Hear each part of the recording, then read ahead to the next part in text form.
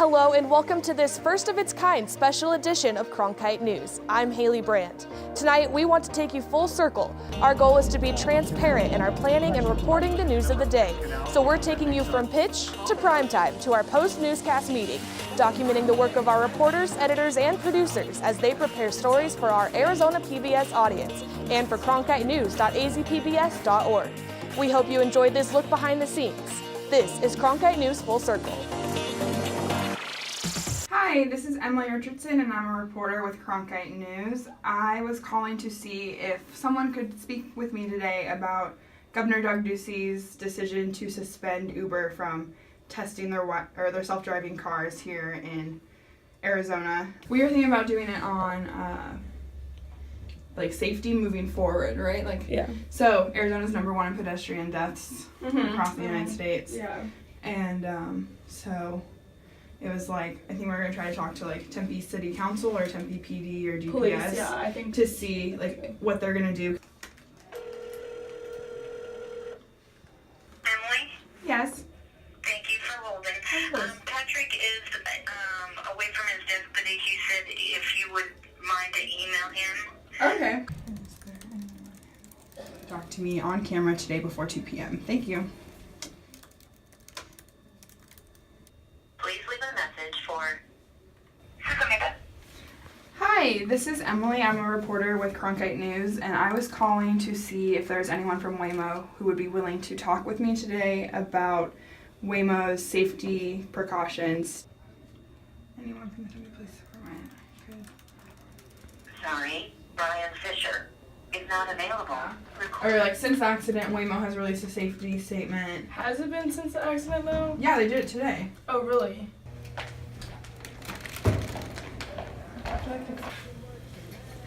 How are you guys today?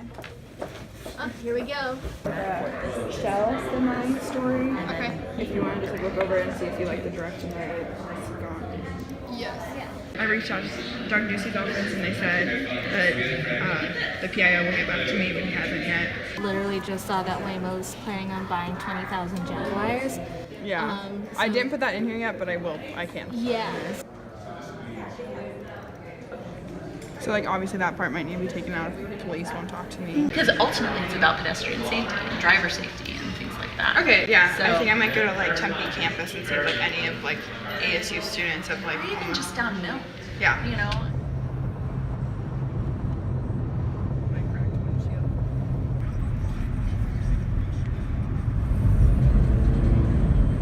We are out in the field. We haven't gotten anyone back who's an official. So no one from Tempe Police or Ducey's office or Waymo or anything. But we're gonna talk to drivers and see how they feel about having fully autonomous cars out with them while they're driving.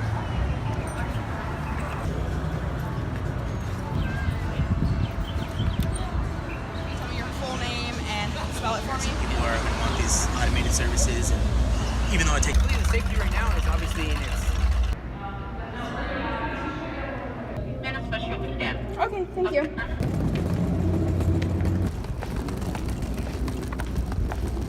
Arizona.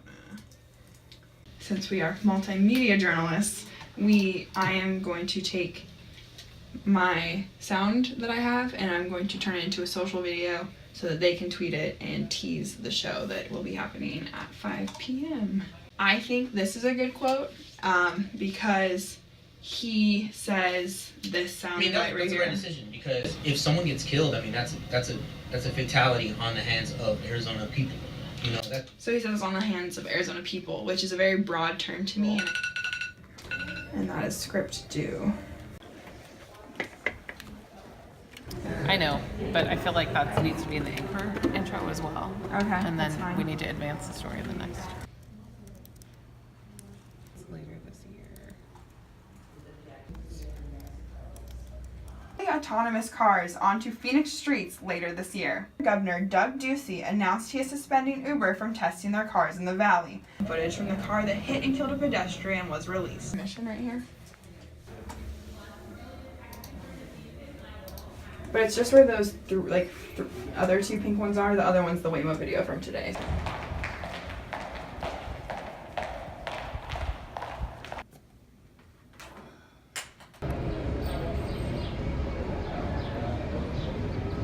and take action against any that do not demonstrate they are ready for prime time. 3, 4, 5. In downtown Phoenix, Emily Richardson, Cronkite. For Cronkite News on Arizona PBS, I'm Tyler Paley. And I'm Noelle Lilly. Thank you for joining us. And wipe it. Today, Waymo announced its plan to release the first fully autonomous vehicle service this year, just one day after Governor Doug Ducey suspended Uber's driverless cars. Reporter Emily Richardson has details and the public reaction to these announcements. Governor Ducey tweeted this morning that Arizona will hold companies accountable and take action against any that show they are not ready for prime time. It's going to cause more accidents. Like, it's bound to happen. Waymo released a live stream today announcing its plan to send fully autonomous cars onto Phoenix streets later this year. Now, we're going to launch our service, not in 2019 or 2020 or sometime after that, but this year in 2018, starting in Phoenix, Arizona. Waymo's announcement comes less than 24 hours after Arizona Governor Doug Ducey announced he is suspending Uber from testing their cars in the valley. A decision announced after dashcam footage from the car that hit and killed a pedestrian was released. In a letter he sent to the company, he says in part, "I found the video to be disturbing and alarming, and it raises many questions about the ability of Uber to continue testing in Arizona." Uber responded saying that they had suspended self-driving operations in all cities immediately following the accident. All right, Emily, we're 30 seconds left in the package. Waymo addresses safety concerns surrounding autonomous vehicles, but is still confident their cars are ready to be completely driverless. Enrique Garcia, who bikes and drives in Tempe, says that he's excited for the potential of self-driving cars, but believes they are moving too fast. Obviously, you think it would affect it in a positive way because people will use it and it's fun and new, but at the same time, someone's going to get hurt. The New York Times reports that leaked data shows, on average, Waymo vehicles travel 5,600 miles before driver intervention is needed, compared to Uber's 13. In downtown Phoenix, Emily Richardson, Cronkite News. We kind of threw a lot at her this morning because we had all these really good ideas of how she could take it. Like Emily's been a trooper with us, just like being around her. Yay! Kudos to Emily for being a trooper. Different from other day turns that I usually do.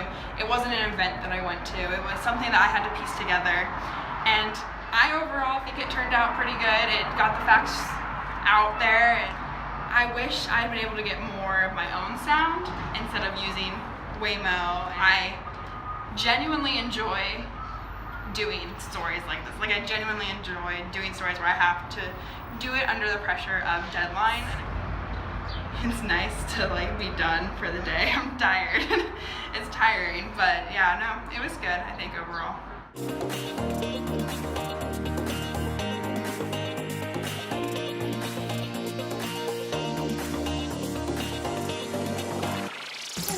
Hi.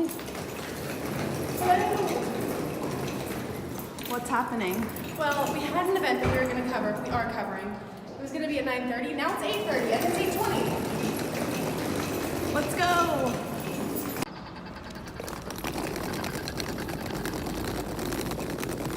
Credential. Let's do this.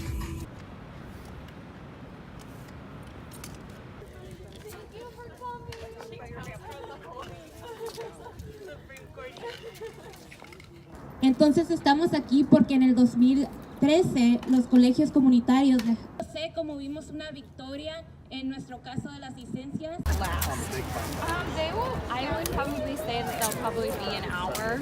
Okay. Yeah. On docket situation. It's not a ban. What it's about is enforcing the rule of law. Quite frankly, our office has been fighting for lower tuition for everyone. And I think regardless of who you are or where you come from, we as a state have an obligation to make higher education affordable for everyone. This is the ultimate I am example of reporter multitasking right here. I am logging my tape as we are driving. That's talent. I also saw David Garcia was there. You know, he's one of our gubernatorial candidates. Did you by any chance get a chance to speak with him or okay? All right, so I would say obviously ingest all that material, polish up that script to make sure it's as complete and accurate as you can. Yeah. And then I'll go ahead and take a look at it. So first step is we have to ingest all the footage that we got, and then I have to log it very quickly, which means I'm going to take my most important quotes that I want to include into my script, and I'm going to transcribe them, write them out, and then I start cutting my video. Say your name, spell it, and then your direct title if you see. Okay. Attorney General. Actually, while we were in the courtroom, I actually wrote a shell of the script, which means I wrote my main points of my track. So here's the background, here's this, and I knew who was gonna say what before I even ingested all of my things. Then what I do is I put the kind of skeleton into EMPS, and now what I'm doing is I'm deciding, I have her top 4 quotes right here, I'm deciding which 2 are good enough to make it into the story. Ooh. Testing, 1, 2, 3, 2, 1. In 2006, Arizona voters passed a proposition barring undocumented students from receiving in-state tuition. I don't either. Do they have a... Yeah, so they have it right here, along with the case review, because it has really good footage of like them all walking in, sitting down. Who are you calling? The Supreme Court, because they live streamed the whole court hearing today, so I'm trying to figure out how I can get that down to use as B-roll in my story. At the end, and then I have to cover this spot with B-roll. But I think it's still usable. Okay. Especially if, like, you know, you may want to put at the bottom, like, you know, live stream of hearing. Okay. Courtesy, Arizona Supreme Court. Great. This is when I do my best work, which is exciting, but it's also super terrifying, and I have 25 minutes until deadline. Education affordable for everyone. That's what the Constitution requires. That's what our state law requires. But Belen Sisa, a DACA student at Arizona State University.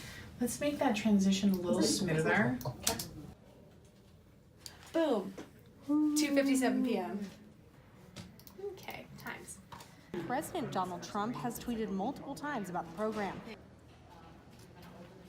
There's kind of like a super question about her last name, but I make her spell it every time, so we're good. Dozens of DACA students gathered at the Arizona Supreme Court today. The DACA debate continues today as Dreamers continue to fight for justice, even after President Trump claims the DACA deal is dead. Cronkite News has team coverage across the nation regarding what comes next for Dreamers. We start with Cronkite News reporter Lillian Donahue. Dozens of DACA students gathered at the Arizona Supreme Court today for a hearing in a case that could determine the fate of their in-state tuition. It happens at a time when President Donald Trump has tweeted multiple times about the program, but these students say they're not ready to give up the fight.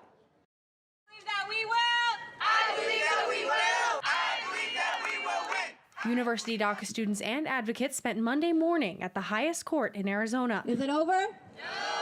Battling Attorney General Mark Brnovich to keep in-state tuition. The state does not want us to have in-state tuition, so they sued the colleges. And now we are, at the courts fighting, saying that we do deserve to have this. In 2006, Arizona voters passed a proposition barring undocumented students from receiving state-lowered tuition. But since then, the Maricopa Community College District has allowed students to pay in-state tuition, creating a rift between them and the state, prompting Arizona Attorney General Mark Brnovich to sue. Today, Brnovich says the issue is about enforcing the rule of law. And quite frankly, our office has been fighting for lower tuition for everyone. And I think regardless of who you are or where you come from, we as a state have an obligation to make higher education affordable for everyone. That's what the Constitution requires. That's what our state law requires. But Belen Sisa, a DACA student at Arizona State University, says it's not just about enforcing the law. She and other DACA students say they feel personally attacked by the Attorney General's lawsuit. Regardless, she says she wants the opportunity to give back to the state she's called home for 20 years. The state of Arizona has invested in us. We are trying to invest back in the state of Arizona by continuing our education. We're not asking for special treatment. We are just asking to be treated equitably. The critical court hearing comes after President Donald Trump continued his anti-DACA rhetoric this morning, tweeting, quote, "DACA is dead." Sisa says she won't be fazed by the president's words and has confidence in the justice system. We will continue to stay here and fight back no matter what his tweets say, because tweets are cheap words. And what we're actually doing and the actions that we are instilling in the change is what's going to win at the end of the day. During today's hearing, both sides presented their case. However, there was no set date for a possible decision. In the broadcast center, Lillian Donahue, Cronkite News. I think it went really well today. The story ended up being really cool. We chased down the Attorney General, and it turned out to be a really solid story. I'm very proud of it.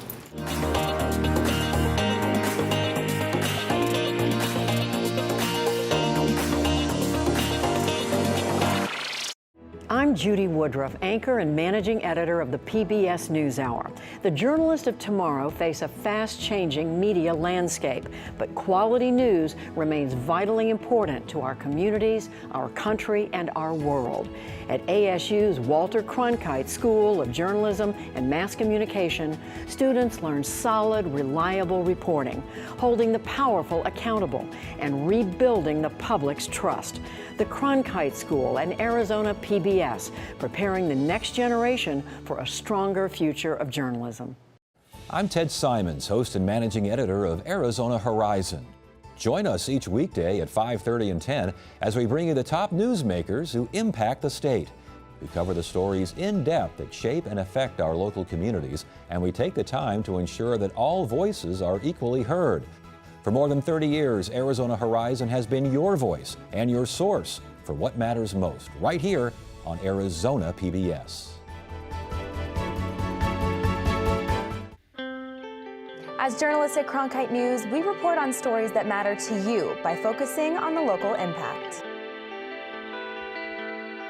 We dig deeper and work tirelessly to keep you informed. Live in Wickerburg. Live in Los Angeles. In Cleveland. In Washington. In Louisville. From Jerusalem. Live in Philadelphia. From around the world to right here in Phoenix. At Cronkite News, we report the facts and stick to the truth.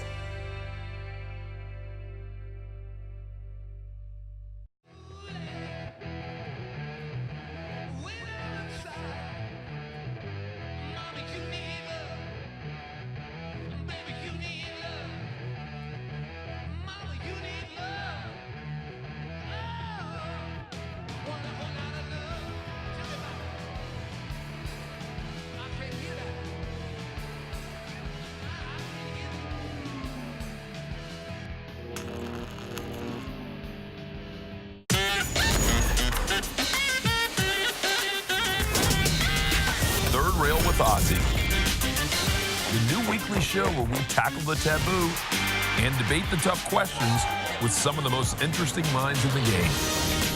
I'm Carlos Watson, electrifying conversation, Friday, only on PBS.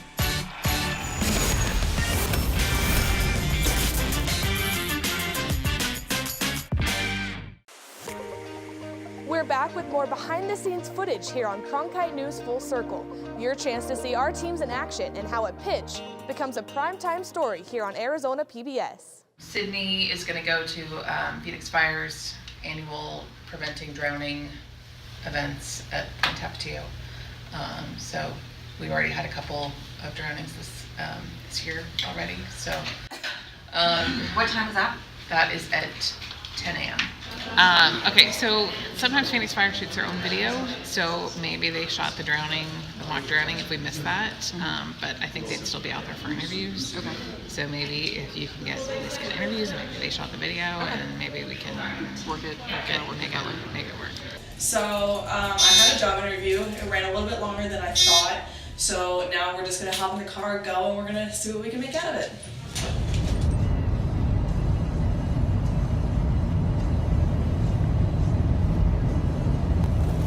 So we're gonna go try and talk to the security office here at the hotel, maybe get their perspective, see kind of why it's important that they did it here at a hotel instead of maybe like somewhere else, and just kind of see their role in the whole story. We've been hosting water safety events at the point resorts between this property and our sister property, Spot Peak, for about 20 years. So if anyone should be on camera, it's him. Yeah, perfect. He's incredibly passionate and knowledgeable. I know y'all have had this event in the past. Do you know how many years that this has been going on specifically here at this resort? Well, we've partnered with the fire department for the last 20 years. Not fully in the water, but at least like a little bit in the water. It's more of trying to make sure that I don't get this equipment wet. For sure. I mean, again, as long as it's just you and focus, everybody else. Yeah, everybody else is going to be, So just kind of the way that I like to use my standards as a way to enhance the story. So we could have done it just right outside the pool, but I think kind of making it in the pool really drives home the fact of like water safety, because it really not only takes you to the environment, but it also focuses on kind of more of the water safety that the firefighters were teaching everybody earlier today. I contacted Phoenix Fire Department and they said they can give me an interview at 2:30. So what I'm gonna do is I'm cutting and writing my script and trying to get everything done in the span of an hour. Yeah. So then literally as soon as hopefully it's like from 2 to 2:45, because it's gonna be on 11th Street, which is right like kind of down the street from the baseball stadium, because that's where he has to be later. Okay. So we're gonna do that and just keep it short and sweet. So it's not just a summertime thing. So dispel that myth. Okay. Kids are attracted to water all the time. I have a soundbite of the guy saying, "Oh wait, that's in there. I think I already put that in there." Okay. Kids are always attracted to water. Yep. Thank you. Thank you. So the issue that we're running into now is we gained permission from the Phoenix Fire Department to use their Facebook Live. However, we don't know how to necessarily download it off of Facebook. It's not letting us. So we're trying to figure it out, and we're meeting with the Phoenix Fire Department, so hopefully we can kind of come together and see if there's a way that we can actually use their video in the package.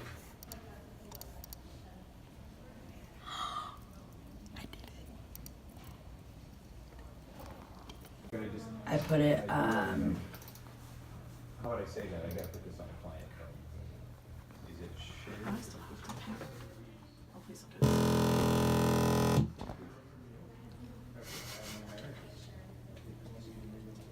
So, I just hit that. Oh, I just have to see it now. you definitely need to. That's without doubt. Like I just need to know. God, so many stories. Yeah. Oh, beautiful. Nothing lost. File, save. Okay, so now we're gonna go to a Phoenix fire station in order to talk with Captain Larry, who is actually the PIO for the event today. So we're gonna try and get a one-on-one with him and see kind of his perspective on the event and why it's so important.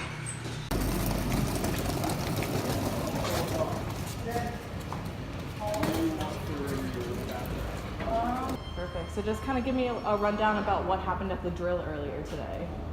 So now the plan is to go back. We got some really great sound bites. Just kind of throw them in with the story, put some video over it, and we should be good.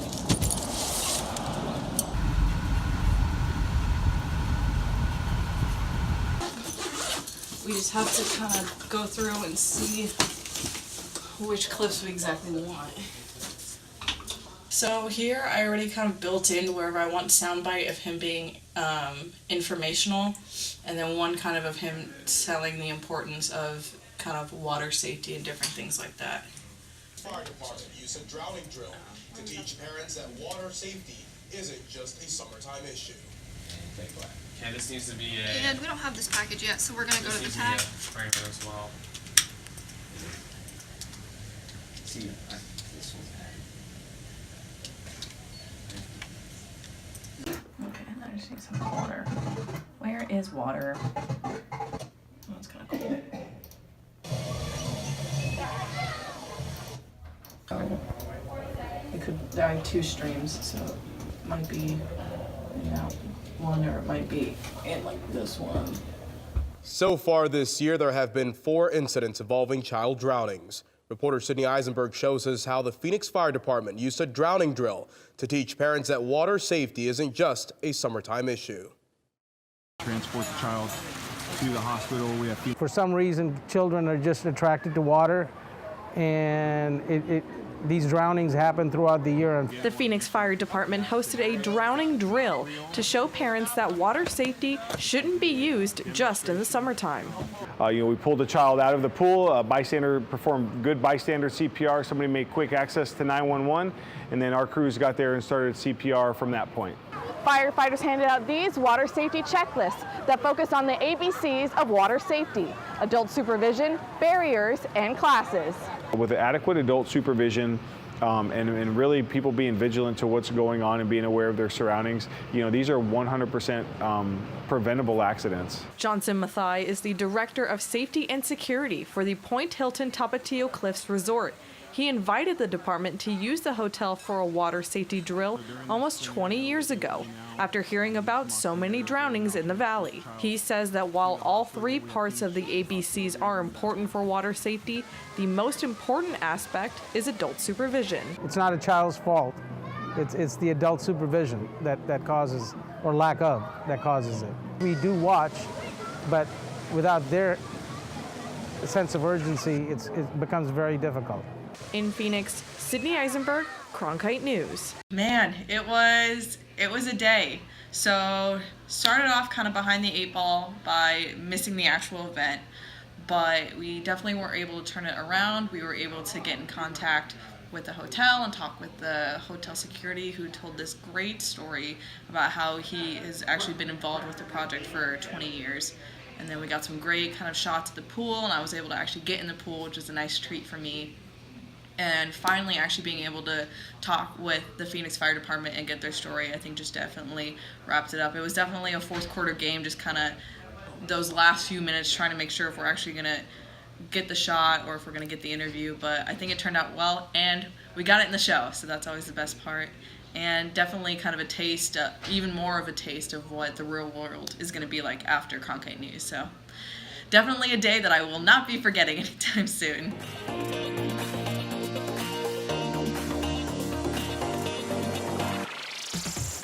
Thanks for joining us for Cronkite News Full Circle. We hope you enjoyed your look behind the scenes. For top Arizona stories anytime, go to cronkitenews.azpbs.org.